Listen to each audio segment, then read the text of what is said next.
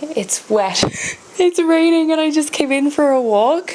That's the line where my rain jacket was there. So you can see I'm definitely a little bit wet. And I kind of wanted to talk to you today while I'm like getting dressed. Oh my god, I'm so overstimulated. I have to get these socks off. I had the best time on my little walk and I was wearing my favorite rain jacket, which is the Uniqlo one that I got. Even though it's only a shorty, I find that like because it's like a poofy one and it keeps me warm as well, like sometimes it ends up like I'm sweating. I end up being too warm on the walk, but I actually don't mind getting a little bit of rain on the rest of me because usually look at my hair.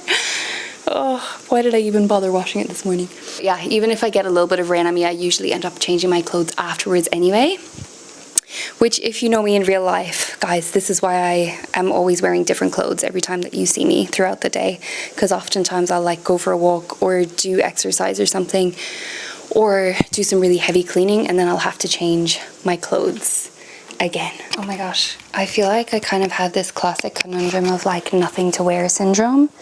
And it's so interesting because there's actually two different, well, I can think of two different things that kind of points to, even though that feels like the classic line that everyone says, right? Like, I've got nothing to wear, so much clothes and nothing to wear. But the thing is, like, is that because you have nothing that is genuinely like appropriate for like the occasion, for the weather, for the temperature, for like the comfort level, etc.? Or is it because you do have all of those things, like you've covered your bases as far as being really practical, but you just don't like the vibes of what you own? And then for a lot of us, it's like a combination of both of those things, where we kind of have like some things, but the only things that we have appropriate to wear in this specific circumstance are things that we just aren't drawn to aesthetically. Oh my god, case in point, I was like putting on this and I'm like, oh, this will probably be light enough because it's still raining outside. It's extremely humid. It feels like 110% humidity right now. I don't like that feeling of humidity. It's sticky. And so a lot of the clothes that I have that would be like kind of probably look appropriate, I don't want to wear them. Like, I'll give you an example. Like, I love this t-shirt, but it's kind of bodycon and it's merino. So the thought of wearing this while my body is like kind of like sticky and hot and humid is like, this is just going to make my skin itch because it's like reacting with the excessive heat that's going on. So like, even though it's a t-shirt, it still feels like, okay, that's too warm. This shirt that I'm wearing right now, which I thought was kind of going to be light and breezy, it actually feels sweltering on me right now. So I need something that's even smaller, you know? Like, I kind of actually feel like I might just put on this, which is like a little cami string top, and it's actually like pajamas. Oh my god, it has a stain on it. See what I mean? Like, you're going through and you're like, oh, this is appropriate, but actually it's not really, because it has a stain on it and it's pajamas, and do I really want to be seen out of the house in that? Kind of not really. And so then you're like going through and you're like, okay, this is long sleeves, this is long sleeves. Is this gonna work? Is this gonna work? This one might work because it's like a sleeveless boob tube, but again, it's like not a breathable fabric. So is this going to make me feel kind of sweltering? And it's one of those tops that, like, I really like a strapless boob tube, but I can't find one that's just like that kind of jersey material. They all have been this sort of like netted kind of polyestery stretchy kind of stuff, and this specific one from Uniqlo, which I do like, it kind of like the top of it like rolls down, which really annoys me, or like it has this kind of boob thing on the inside, like a quote unquote support shelf bra thing. And like, okay, this is going to be super weird, but like I wear it and sometimes the boobs shift. It like twists around and my boobs look like they're off center. I'm not joking. It's the weirdest look ever. You kind of look at, like, I catch it happening to myself and it like will happen without me noticing. And I'm like, why didn't nobody tell me? But obviously nobody's going to come up and be like, your boobs are off to the side, you know, that's a weird thing. I can wear this and like, yes, I definitely can. That is like an option, but it's a faff. I can wear it, but I have to readjust it. I have to constantly be checking myself. Is it falling down? Is the top rolling? Are my boobs off to the side? And you can kind of ask yourself the question of like, well, why do you own these things, Alanna? And like, this is why I end up with such a tiny wardrobe for most of the time, because it ends up being like these little tiny wardrobe malfunctions, which like I'm like, oh well, I can't wear that, and then I just whittle it down and I whittle it down until genuinely then I have nothing appropriate to wear in my wardrobe. So amongst the other things and the other chaos, like this isn't the only kind of real world problem that's going on in my life, but it plays a part. It comes to bear because what you're wearing throughout your day, like it's not only shifting, these are mostly like my relaxing clothes and my pajamas and stuff, so there's not really a lot in here, but it like plays a part in one, how you feel about yourself throughout the day, which then of course affects how you show up for others, how you relate to others, and how you do your work, how effective you are in your day. And it also just like, it takes up time, like actually finding appropriate clothes to wear that you feel good in and that you look good in, that you feel that you look good in. It like, you know, it actually takes time, like sourcing the clothes, and then once they're in your life, it's like, oh, I've spent so long curating this wardrobe and I still feel like, where are my clothes options right now? I think I just don't have, I love dressing for autumn and winter, and it's like summer right now. I might have to go with this one. I feel like this might be one of the only things. I could wear this. Spaghetti straps. This is the long kind of mushroomy dress that I got from collab that I did with Fabrique. And the only qualms that I have with this particular number is that it has started to kind of pill, which I don't know if you'll be able to see. So it kind of makes, like, I think paired with the particular color that it is, it's quite gray, it ends up making the dress look a little bit tired. Like, I really like Fabrique. I work with them often. I think I have a collab coming up with them soon actually, and this top is from them as well, which funnily enough, the merino has literally not pilled at all. It's still in absolutely pristine condition. So it just kind of annoys me when things are like hit and miss and you can't kind of predict how a material is going to behave over time. But that's, you know, again, first world problems, you know, that's the same across the board, whether you're going to high end, medium end, or low end brands. But oh my god, let me get out of this shirt, guys. I am so hot right now. Okay, that definitely feels a bit better. It is still quite long, but I think I can deal with this, because as long as I have like room to breathe around the armpits, then I feel like my temperature can definitely come down. Because I enjoy getting dressed. I actually do. I do enjoy putting outfits together, and the thing that just annoys me is when I don't have the tools that I need for the job. And then to make matters worse, on top of that, I'm also on my period today as well. So there's always something. There's always another layer on top of just what is my personal style. There's also like, what is my lifestyle? What are the clothes that I actually realistically have available to me right now? What can I afford? And like, there's so many layers to it. So it's not just sort of like, I think that's why I really enjoy it on another level, but that's also why it becomes so frustrating, because there's so many pitfalls, there's so many things to consider. Speaking of which, I wanted to show you a new dress that I got. I was sort of humming and hawing about whether I should return it. This is from a brand called August. I believe they are an Australian brand, so apologies if you can't get them internationally. I'm not sure where they ship to or not, but they ship to Australia and New Zealand for sure. And you can often find them on designer wardrobe as well.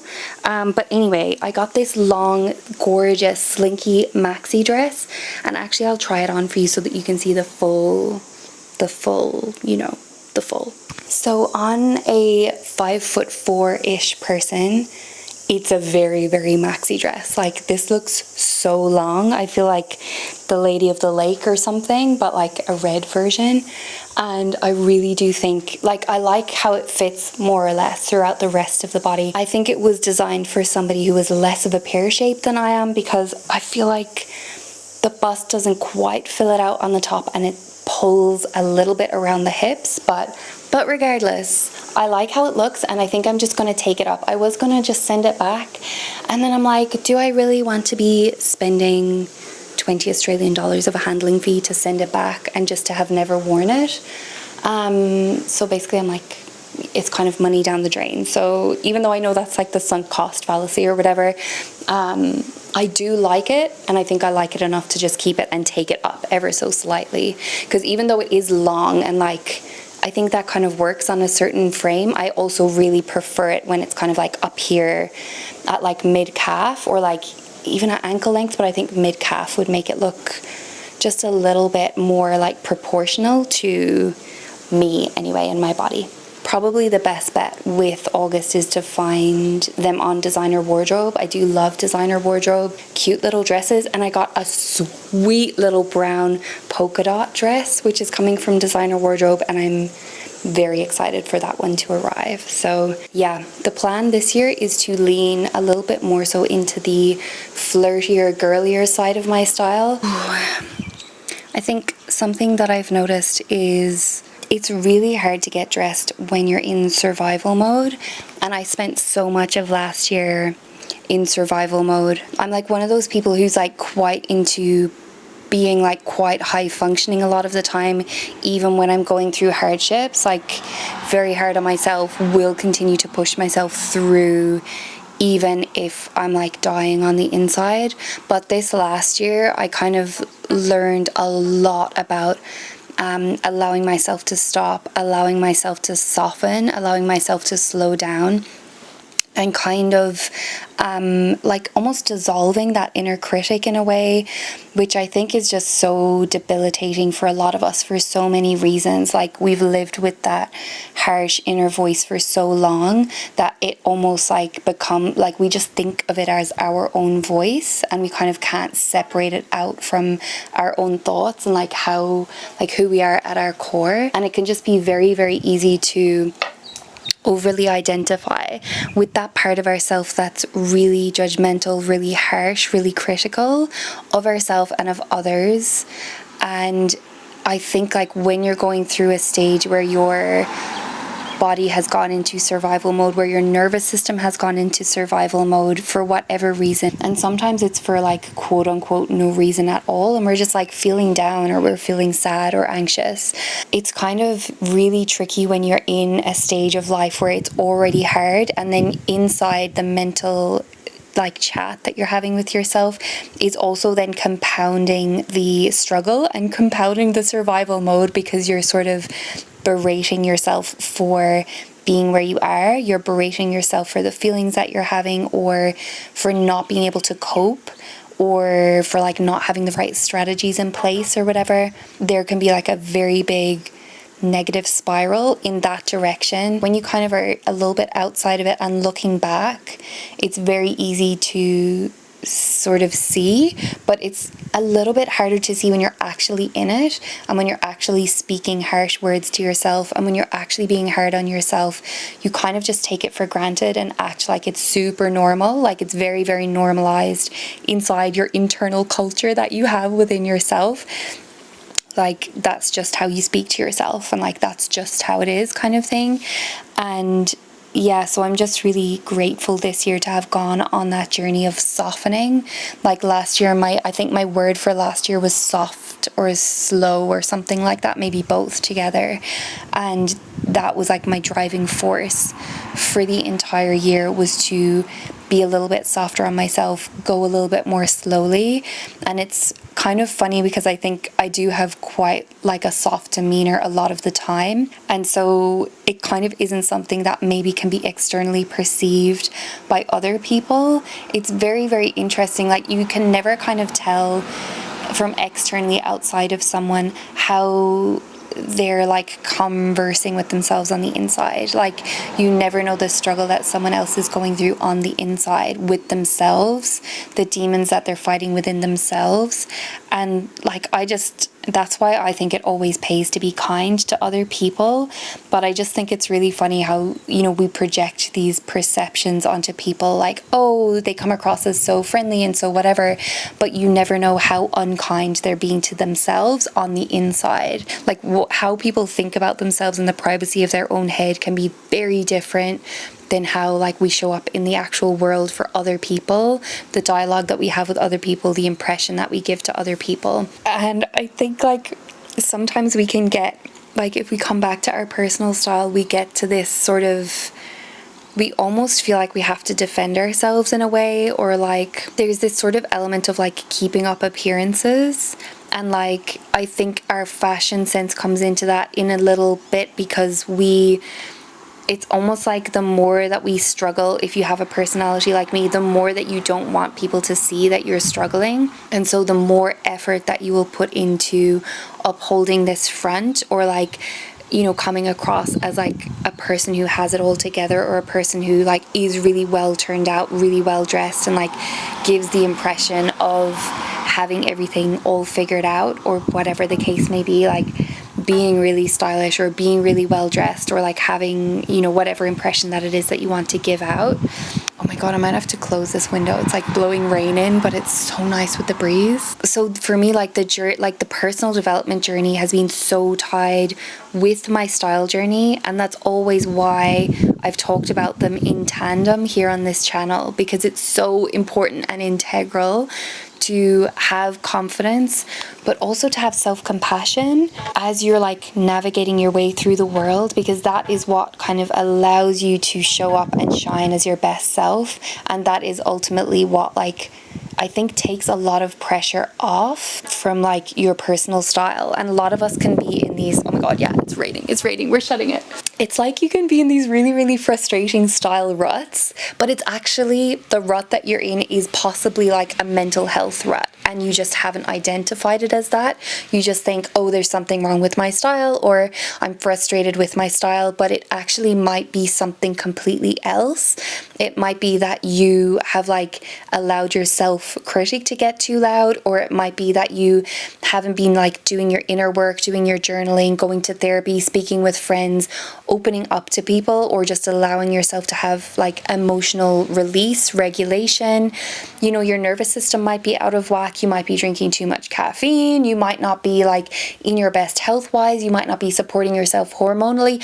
There's literally a million other things that it could be, other than just I'm bad at style, or I'm frustrated with my wardrobe, or I have nothing to wear. Like, to me, there is just no way to isolate your personal style and how you dress from like the rest of you as a being, and especially as a woman, because I think like 99% of people watching my channel are women. Like, I actually really do still enjoy watching like other style channels, and I find it very grounding and very calming to watch other people who just purely focus on the visual content and like only talking about like styles or clothes or what they've got from where and all of that kind of stuff. I actually do really enjoy that as well, but I don't watch that kind of content as much as I watch like personal development content, self-development content, and that would be probably where my biggest like interest is. Like, I'm interested in women, I'm interested in confidence,